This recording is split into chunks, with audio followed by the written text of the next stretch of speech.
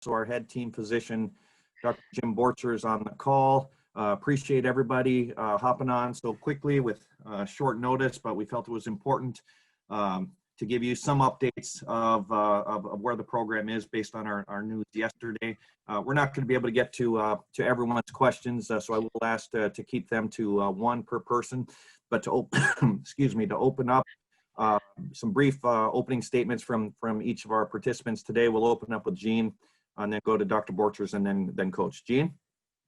Well, thank you, Jerry. Let me thank all of you for being on. Thank you for your patience as we try and deal with the uncertainty that we have been dealing with. And just wanted to thank, first and foremost, Josh Whitman, my colleague, the athletic director at the University of Illinois, for his patience as he worked with us throughout the week.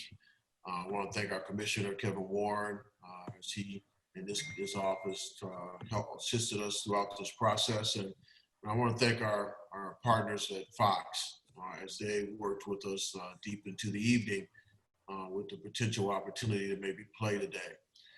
So I want to thank all of them for their hard work. But I also want to thank President Johnson for her guidance and steady hand as we went through this week and ultimately into the decision-making process that occurred last night. Team, I think we all know we're in the midst of a global pandemic. We live in Franklin County, which has a level 4 purple emergency rating with severe exposure and spread. This is our reality. We're struggling as a community to stop the spread of COVID-19, and we're operating in a very challenging environment. So having definitive guidance as we go through this process is always challenging. So we're learning a great deal as we go through this environment at the end. I want to thank our coaches and the support staff for all adjustments that had to be made late last night to modify our plans. I can't share with you all how challenging it was late last night to ask for them to make the adjustments that they made. They did it, and I want to thank them for that. I want to thank our players, our student athletes, for their patience and understanding as we put in place strategies to move forward. We made a decision last night to pause because our positivity rate reached a concerning level. We did not reach the Big Ten protocol thresholds, but the positivity rate was concerning enough where we felt we needed to pause and try and find a way to mitigate its spread and continue to ensure the safety of our student athletes. I want to thank our coaches and staff and student athletes and others who have done an outstanding job all the way through this point. We had an unbelievable run where we did not have the challenges that we've had this week and ultimately caused us to pause. So I want to thank them for that great effort. But our objective now is to continue to focus on the health and safety of our players, to make sure that we provide an opportunity to potentially come back to compete next weekend. The tactics and strategies that we will put in place today and tomorrow and the next day and so on is all with an effort to ensure their safety and possibly give them a chance to compete next weekend. That is our primary focus. It's not about the Big Ten tournament, the championship game. It's not about the CFP. It's not about those things, team. It's not about how many games we have to play. It's about one thing: their health, their safety, and making sure each day we give them a chance to possibly play next weekend. And that's our focus 100%. I also want to thank Jim Borchers for his steady hand. I want to thank Ryan Day for his unbelievable leadership and guidance. I want to thank Larry Johnson for stepping into an interim role as we try and manage this environment that is constantly challenging. So with that, I'm going to turn it over to Dr. Borchers to share some information about our strategies and where we are and moving forward. And then Ryan Day will share a few things. So Dr. Borchers. Thanks, Gene. Thank you, everyone. Thanks for joining us here today.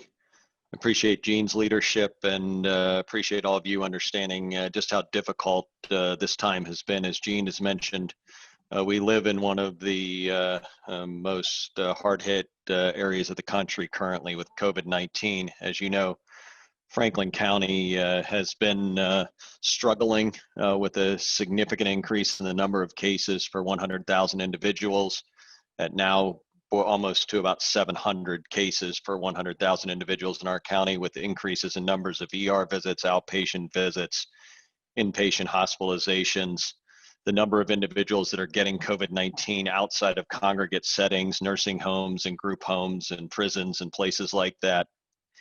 And as that environment has changed, it's challenged us as a group and as an athletic department to continue to be vigilant and maintain the health and safety of our student athletes. Our student athletes and staff have done an unbelievable job since August. We have essentially had no cases of COVID-19 until this week. And earlier in the week, this week, we did experience small numbers of cases that then increased, and as of yesterday, pushed us over a threshold in our population positivity rate, one of the metrics from the Big Ten, into an area where we felt that we needed to pause. With that pause, we enhanced our testing protocols yesterday from the normal Big Ten required testing protocols to include additional PCR testing to make certain that we were maintaining and protecting the health and safety of our student athletes and staff, coaches, but also to make certain that we were maintaining a clean playing field as we agreed we would do with our conference for our opponent, University of Illinois. During this time, our goal has always been to make certain that we maintain health and safety of our student athletes, and we will continue to do that with enhanced testing protocols moving forward, so that, as Gene mentioned, we can first and foremost make certain that our student athletes and staff stay healthy and safe, but that we give them every opportunity to be able to return as quickly as possible to participating. We're challenged just like everyone else to make certain that we meet these challenges appropriately. We've done so with the guidance of all of our experts provided to us at Ohio State, with our experts at the Big Ten Conference, our experts here in athletics, and certainly with our president. And so with that, we will continue to move forward in a fashion on a day-by-day basis to make certain that we put all of those things in place. I just want to say that of the individuals that have been tested positive, they're all doing very well. They're at home, they're convalescing well. No one's required significant medical treatment, and we have every intention of providing them what they need, but we have every expectation that they will recover and continue to do well and hopefully be able to return not only to athletics, but to the other responsibilities that they have in their daily lives as quickly as possible. We will continue to follow all the guidelines that we have been following, set forth by the CDC, the state of Ohio, Franklin County, and Ohio State University when it comes to isolation following a positive COVID test. We have instituted aggressive contact tracing to make certain individuals that may potentially be at risk will be quarantined. And we will enhance testing around those individuals to identify anyone who is positive. And we will continue to utilize all the resources that we have to make certain that the student athletes, staff, and coaches of this group and at our university will continue to receive any care that they would need during this time period. And so with that, I'll stop there and turn it back over to Gene for comments from Coach. All right, go ahead. All right, thanks, Gene. Just wanted to say thank you to all those who have reached out over the last, day. In terms of your support, means a lot. It's been a very, very emotional and difficult week for everybody in the program. You think about Thanksgiving and being away from our families, and then this increase that we've had this week in positivities that to this point we've done an unbelievable job of, and couldn't have been prouder of the way that our entire organization has handled it. And the thing that we fear the most every time those test results come back, you hold your breath every day to see what's going on. how your team's doing. And then, and here we are this week. And so that it's been very, very difficult that way. And, for those of us who have tested positive, our concern is obviously with the players and the staff that have, and then obviously the team that's been through a lot this week. Our focus really right now is to keep everybody safe. Like Gene said, they're in quarantine. We're hoping to get some of these tests back, get some good news there, and then put the focus towards Michigan State. Our team right now, we're operating, Larry's doing a great job. And so the other assistant coaches with the team and communicating in a very day-to-day, hour-to-hour operation. But we're communicating through this medium right here in Zoom and doing a lot of staff meetings. I'm going to do a staff meeting later this afternoon and then a team meeting as well. Just continually communicating to our guys to make sure that we're all on the same page on where we're at. But again, I just wanted to say thank you guys for all your support. I'm resting comfortably at home, but this certainly is a very trying week for all of us here. So I'll turn it back over to you, Gene. Jerry? Yes, thank you very much, gentlemen. We're going to open right up for questions. Again, one question per individual, and please direct it to one of our three. We'll open up with Jared Smalley from WCMH. Jared? Hi, thanks for doing this, all of you. I think this is a question probably best suited for Ryan and for Gene. What happens to the players who are affected? Understanding the protocols in the Big Ten, 21 days. What happens to them now in terms of their training, their maintenance, their care? What happens to them? What's their next step, essentially, to get back as a part of the program? Yeah, so they'll be out for 10 days, and they go into self-isolation. Once they are out of self-isolation, then it becomes, the protocol and getting back to play. And certainly you have to get yourself back in shape. But part of that is the cardiac MRI to make sure that we're cleared for myocarditis. And then we have a plan in place for getting them ready to play physically as well. Thank you. Next up, Bill Landis with The Athletic. Bill? Hi. I suppose maybe this question could be for Dr. Borchers, since it was said that the medical staff was guiding the decisions. How did you all as a group work together to decide to continue practicing this week as the positive cases kept climbing a little bit? Yeah, so we made a number of decisions daily, every week, to modify practice and to make decisions about what could go on as we saw numbers of cases. I want to be clear, we never reached a threshold where we couldn't participate or practice until yesterday afternoon.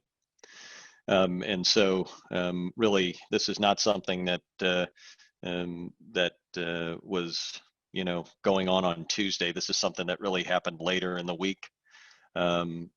It's been incredibly important that we've been able to communicate throughout this process with Gene Smith and certainly Coach Day and his staff throughout the week. And they've been incredible in making modifications and making adjustments as needed. I would agree it's been a incredibly unusual week and difficult week, but they've been incredible in their response. And so we made those decisions again out of an abundance of caution as we moved forward. Next up, Rob Aller, the Columbus Dispatch. Hi, this is for Gene and Jim. Obviously, player safety is paramount, but have there been discussions with the Big Ten, Gene or Jim, about revisiting the 6-game protocol, the 21-day? And Jim, if you could explain with maybe advanced, as you've learned things moving forward, is 21 days, could that be revisited? Rob, I'll just tell you, one, no, the conversations have not occurred. And as I said at the beginning, I understand that question and understand that people are thinking about that, but, that's not where we are, team. Going back to Jared's question, my concern today is making sure that our players get fed, making sure that if they need sports psychologists help, they get that. I mean, I get the question. I'm very sensitive to that, but that's not where we are. I mean, we made a decision late last night to do what we did. And so a lot of things occurred late last night. So the last thing on my mind was what you just asked. Now, might that come up later at some point? No question, Rob. But right now, I haven't even thought about it because I want to make sure Ryan's got what he needs. And I want to make sure the young men that have tested positive have what they need. And I want to continue to talk with our doctors and others about whatever enhanced protocols we move forward with to give them a chance to possibly play against Michigan State. And so from my perspective, that's where I am. I don't know, Jim, if you have anything to add there. No, Gene, I would just say that, as Coach Day mentioned, there's a 10-day isolation period. There's then a required 7 to 10-day return to activity transition period and some testing that must occur during that period. And so we're going to continue to follow those recommendations. And as Gene mentioned, worry first and foremost about the immediate health and safety of our players. Next up, Nathan Baird with Cleveland.com. Hi, Ryan. As Jim said, that there was some alterations to the practice procedures this week. Can you maybe just go into detail once you saw that there was a problem on Wednesday night or first realized there was a problem on Wednesday, how you guys did sort of alter things going into Thursday where we saw that you guys still did have a practice and a meal and everything? Can you just clarify how things were changed and how you tried to make things safer? Sure. Yeah, we moved our meetings to virtual during the week, and then really for Wednesday, Thursday, and Friday, we didn't put helmets on. We didn't go body against body. We kind of went against trash cans. And we had to wear our masks during the walkthrough, so we actually didn't practice, physically. It was a practice on paper, but we weren't running and sweating and all those things because we had to keep our masks on the entire time, wore gaiters. We didn't go against body. So those were the adjustments we made during the week as it went on. Next up, Dan Hope, 11 Warriors. Hey, I think this is a question for Gene. What are the things that need to happen between now and next week for this team to be able to go play at Michigan State? Yeah, I think, and I'll let Dr. Borchers chime in here as well, and Ryan, but I think we need to continue to test and see that there's no more positives that occur. We need to make sure that working with our conference office that they're comfortable with what we're doing. Obviously, we'll have a number of student athletes who wouldn't have an opportunity to compete because they would be still quarantined. But the main thing is to watch our positivity rate. We know where we are right now. We need to see if we have more and make sure that the young men who have been negative continue to be negative. And our objective is to make sure that they're all safe and healthy, but also to make sure that if we can play when we go to East Lansing, we're going up on a clean plane and we're going to play with a clean field. So Dr. Borchers may have some other things to add there. Jim? No, I think that's exactly right, Gene. I think the only thing I would say is that we will focus day to day on the health and safety of our athletes, our enhanced testing protocols, and making certain that we also pay attention to all the other issues around health and safe participation for our athletes that allow them to have an opportunity to play. So we'll focus on that every day. Thank you. Next up, Steve Hellwagon, 24/7 Sports. I guess just the chronology of events, it sounds like this is something that began to occur with, I presume, Tuesday morning testing before practice or midday. And it sounds like there weren't enough tests to completely shut things down, but you continued to move on from there. And then was it not as big a concern again until the Friday afternoon tests? Or I guess if somebody could just address maybe the chronology of events as the way things unfolded. Yeah, really, I can address that. We didn't have really any concerns until Wednesday. And as we started to see a couple things that we had not seen before, certainly was not enough to make us pause on Wednesday. But as Coach Day mentioned, to discuss putting some adjustments in place to make certain we were remaining vigilant about the potential for seeing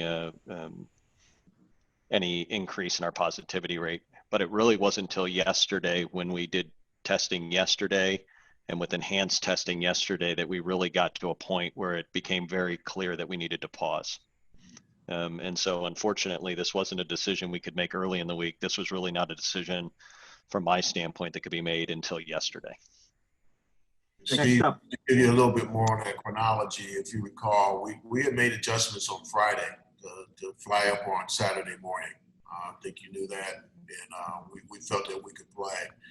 But as we continued to test into the evening, the numbers got to a point where it became clear that we couldn't promise, first and foremost, that we would be putting our players on a plane and would be healthy, and then ultimately have a clean field on Saturday. So that's to kind of give you a back end of that chronology you're looking for, Steve. Next up, Austin Ward, Letterman Row. Gene, I know predictions here are kind of pointless with this virus, but when you are sitting down and looking to next week, when do you project the team activities might be able to resume? And secondly, when you're talking about trying to play next week for Ryan, how much time would a team need to be able to actually play and feel safe with just the preparation for a game by Saturday? Great question. You know, it's kind of fluid, frankly. We're going to have to go day by day, see where we are today. We'll test again tomorrow. We'll see what we got with test tomorrow. And so it's going to be day to day. Wish I could say it's, Monday, Tuesday, Wednesday. I really can't. We're going to have to, it's too much uncertainty here. I'm sorry. We just have to look at each day and see what we got. And now there is a point to your second question. I defer to Ryan about, there's probably a point where we got to say we can't compete, strategically. But so it's really day to day. I can't say that we have like a certain day of time. We just don't have that. Next up. I would say that I would just say that, I think you could get it done by practicing Thursday, making sure you have a good hard practice Thursday, and then you could walk through on Friday and play on Saturday. But again, we'll just have to take it day by day and see how it goes. Next up, Bill Rabinowitz, the Columbus Dispatch. Bill? Yeah, this is for Ryan. Ryan, I know the sacrifices that you've made to, to coach this year, being apart from your family largely. How difficult has this been, especially given all the precautions that you've taken? And first of all, how do you feel? Thanks, Bill. I'm resting comfortably. I have an extremely heavy heart, though.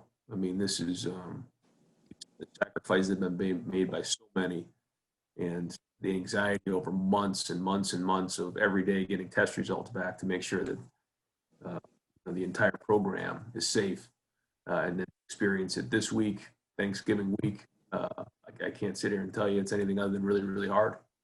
But like I told the team, it's just another opportunity to go get through some adversity and work through adversity and learn more about yourselves.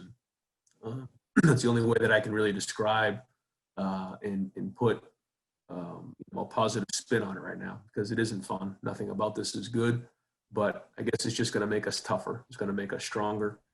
It's going to make our young men better husbands, better fathers. And I really believe that going through all this is going to make us all stronger. But that doesn't mean it's been easy. It doesn't mean it's been any fun at all. So it's been difficult, but thanks for the concern. Next up, Doug Lay Maurice, Cleveland.com. I guess this is for Dr. Borchers or Gene. I just want to make sure I have the facts straight, because you guys know much better than I do.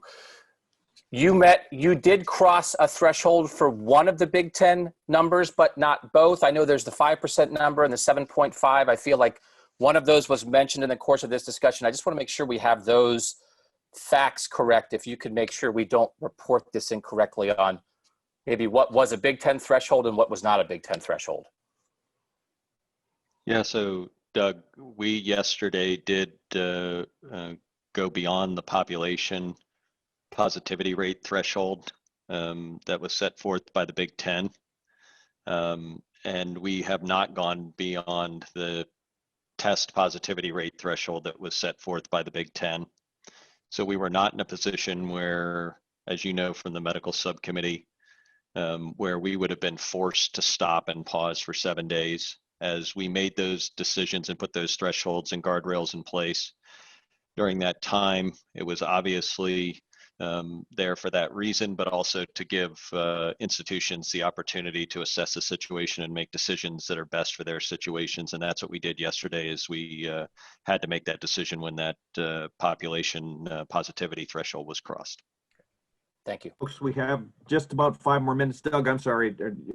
No, I'm good. Thank you. Thank you. Thank you. We just have about 5 more minutes. We're going to jump over to Heather Dinich with ESPN. Just to follow up on Doug's question, can anyone be more specific as to the scope? Are we talking about 10 to 20 people? Are we talking about 50? Can you tell us if certain position groups have been decimated? Can you clarify it for layman's terms for readers?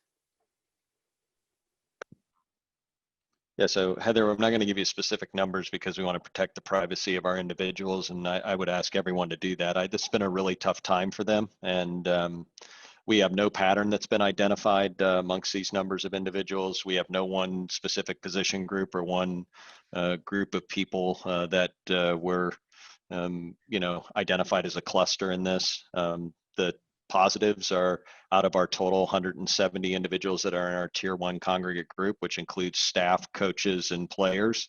And we've had individuals in all of those areas that were affected. And so, again, once we crossed that 7.5% threshold, that's when we decided that we needed to pause. Next up, Bruce Feldman with Fox Sports. Bruce? Thanks, Jerry.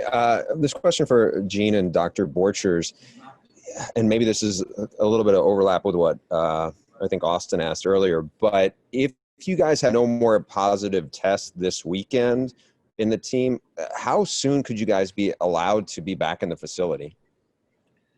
Yeah, Bruce, and I'll let Doc add to that. But, as I shared earlier, we don't know. I mean, the approval process is us. It's not like we got to get approval from the Big Ten or anyone else. It's us. And so what we have to do is watch our culture and environment. Certainly got to watch to see that we don't have a continued spike in the positivity rate. But we'll collaborate, the 3 of us, and pull in our president where appropriate, and we'll make a decision. And so it's, I wish I could say, these are the things that have to happen. It's going to happen on this day. You can't do that with this pandemic. It's impossible. And so I don't know if that helps you at all, Bruce. I'm sorry, but I'll ask Jim to add if he's got anything to add. No, the only thing I would say, Bruce, is that we have said all along, we'll be driven by the data that we have, and we'll look at the data and we'll make decisions based on the data that we have. And we'll try not to forecast what that data will be, because that gets us into trouble. And so we'll use the data that comes out of our process and make the best decisions moving forward as we move into this next week. Thanks. Next up, Pete Thamel, Yahoo. Yeah, thanks, Jerry. I guess a couple fact things, like Doug asked, just to make sure we're all in line here. Could you have played the game at Illinois if you decided to do that? And was part of it, like Gene mentioned the phrase clean plane before, was part of it concern over maybe not having a clean plane and taking the pause now to perhaps be in better shape down the road?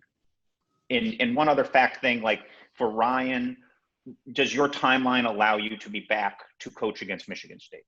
Thanks. So I would share, Pete, I'll let Jim talk a little bit. The thresholds that the Big Ten has in place, that the medical subcommittee has put in place, I don't think any team in our league has actually hit those. I don't think so. I might be wrong. But we're making a decision, not just on the thresholds, but making a decision based upon what we see. It kind of gets back to Heather's question. We're seeing, in our particular case, it's kind of a community type of spread. We didn't see spikes in specific areas. And so could we have played? Sure. Was it the right thing to play? No. And so that's I don't know if that answers your question a little bit, but the standards that the thresholds define are guideposts. And so you have to really understand your culture, your environment, your athletes, and what's going on, where they live and what they do and everything in that space. We know that you're not, in our facilities, we know that you're safe, but we still live in a community. And that's our challenge in Franklin County, and our kids live in the community. So I'm going off a little bit, Pete, I'm sorry. But the reality is that's it. The thresholds are just guideposts. Jim, I don't know if you have anything to add there. No, just that, as you know, from the very beginning of that process, that we put those thresholds in place to provide some guidance. And as Gene mentioned, and the expectation was that as institutions would be seeing numbers that would approach those thresholds, they would be making decisions, just as institutions in this conference have, to pause. And that's exactly what should happen. And it shouldn't be, a hard and fast, just go play at all costs. And I think that's exactly where we arrived yesterday afternoon. Folks, we have time for just 2 more questions. Next up, Dom Taberi, WBNS 10 TV.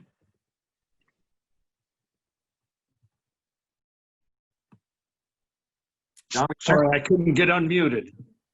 This is for Gene. I just want to make sure, because I heard Doc Borchers say to 7.5. You got, 170 folks in the program. Did you reach the 7.5 with all 170 then? Jim, why don't you talk about that? Yeah, so Dom, the population positivity rate is 7.5% of your tier 1 group at 170, and we did cross that threshold. I think I mentioned that a couple times. So we had a large enough number of individuals as of yesterday where we did cross that threshold, and that's what gave us then to have the conversation about needing to pause. But where you would have to shut down for 7, would that be just the players then, Doc? No, we would have to meet a threshold on the test positivity rate, which actually looks at the number of tests that are done and the number of tests that are positive. And so there are 2 metrics that have to be met in order from the Big Ten standards where you have to shut down. And we do not meet the threshold on the test positivity rate. and we'll have one final question. Adam Rittenberg, ESPN. Adam? If for Dr. Borchers, obviously there have been pauses and stoppages in the Big Ten and around the country. Most of them are for 2 weeks.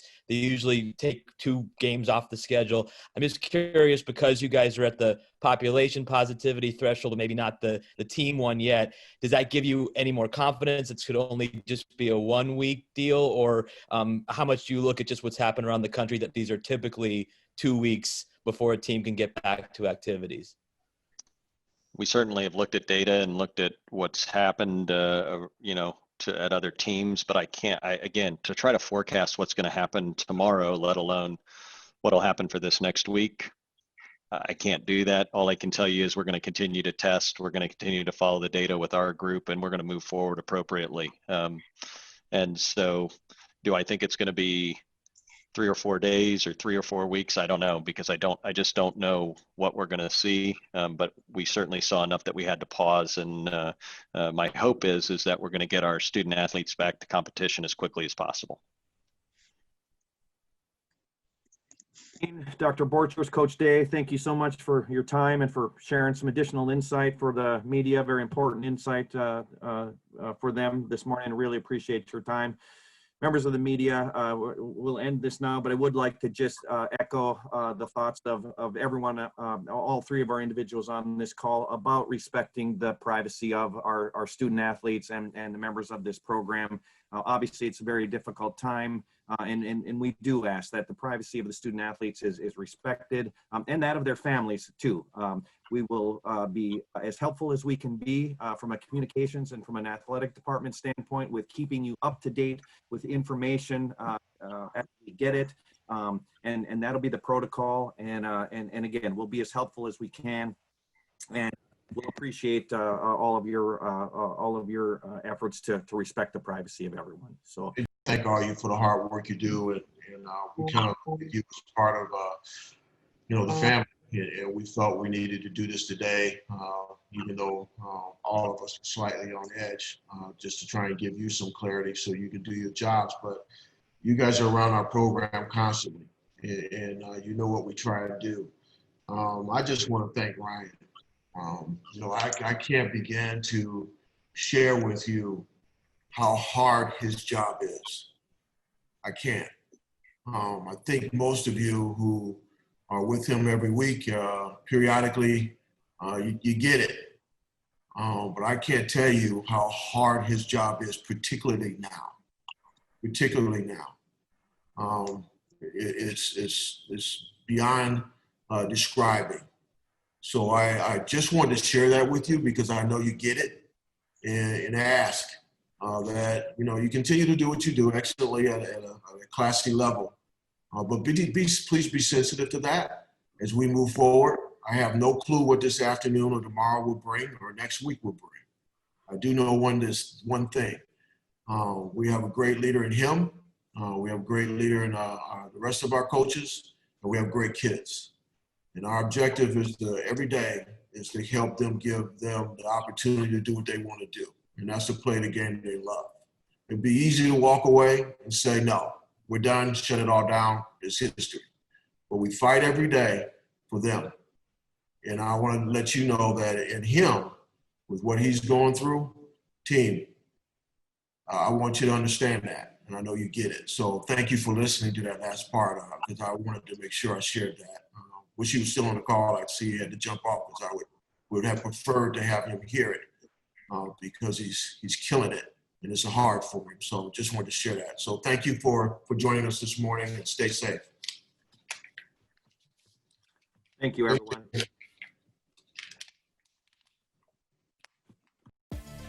Thanks for watching. Be sure to click on that subscribe button so you don't miss a single thing, and come visit us over at BuckeyeGrove.com for all the best Ohio State information on the web.